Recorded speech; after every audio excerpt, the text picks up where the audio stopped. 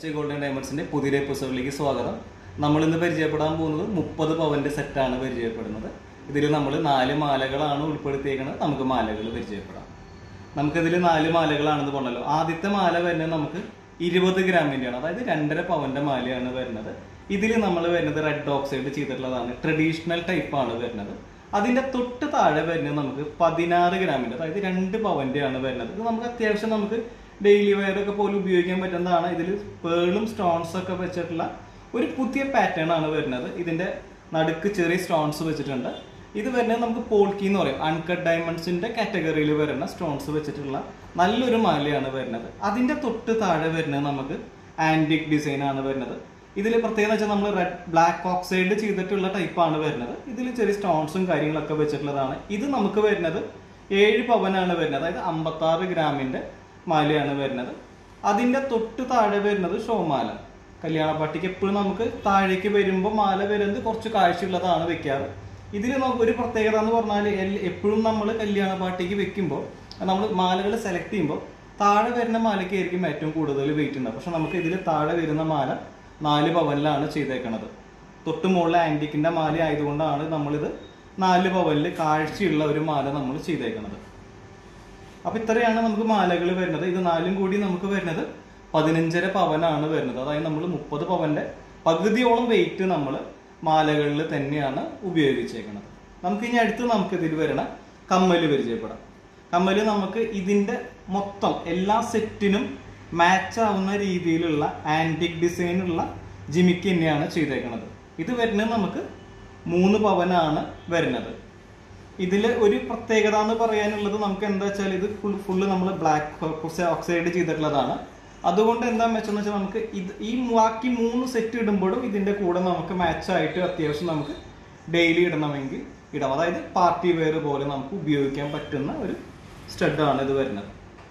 അടുത്തായി നമുക്കിതിൽ വളകൾ പരിചയപ്പെടാം. നമ്മൾ ഒരു കയ്യിലേക്ക് ഉപയോഗിക്കുന്നത് 4 വളകളാണ്. ടോട്ടൽ നമ്മൾ ഇതിൽ സെറ്റിൽ വരുന്നത് നമ്മൾ 8 വളകളാണ് നമ്മൾ ഈ സെറ്റായിട്ട് യൂസ് ചെയ്യുന്നത്. അതിൽ ഒരു കയ്യിലേക്ക് നമ്മൾ 4 വളകളാണ് ചെയ്യുന്നത്.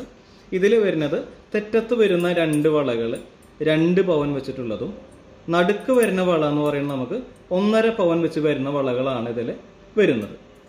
നമുക്ക് അടുത്ത കയ്യിലേക്കുള്ള വളകൾ പരിചയപ്പെടാം. നമുക്ക് ഇതിൽ വരുന്നതും 4 വളകൾ തന്നെയാണ് വരുന്നത്. ഇതിൽ നമ്മൾ തെറ്റത്ത് വരുന്ന വള എന്ന് പറയുന്നത് നമുക്ക് 2 പവൻ്റെയാണ് വരുന്നത്. നടുക്ക് വരുന്നത് നമുക്ക് 1.5 പവൻ വെച്ചിട്ടുള്ള വളകളാണ് വരുന്നത്. ഇതിൽ നമുക്ക് റോഡിയം ഫിനിഷ് ഉള്ളതാണ്. റോഡിയം ഫിനിഷ് ഉണ്ട്. ഇതിൽ ഇനാമലൊക്കെ മിക്സ് ചെയ്തിട്ടുള്ള നല്ലൊരു പാറ്റേൺ ആണ് വരുന്നത്. ഇത് നമുക്ക് ഈ വള എന്ന് പറയുന്നത് നമുക്ക് റൗണ്ട് ടൈപ്പിൽ വരുന്ന വളയല്ല, കുറച്ച് മാറ്റങ്ങളുള്ള ഒരു ഡിസൈനാണ് വരുന്നത്. ഒരു പുതിയ പാറ്റേൺ ആണ് ഇത് വരുന്നത്. നമുക്ക് ടോട്ടൽ നമുക്ക് വളകളിൽ വരുന്നത് പറഞ്ഞല്ലോ നമ്മൾ 4 4 8 വളകളാണ് വരുന്നത് കേട്ടോ.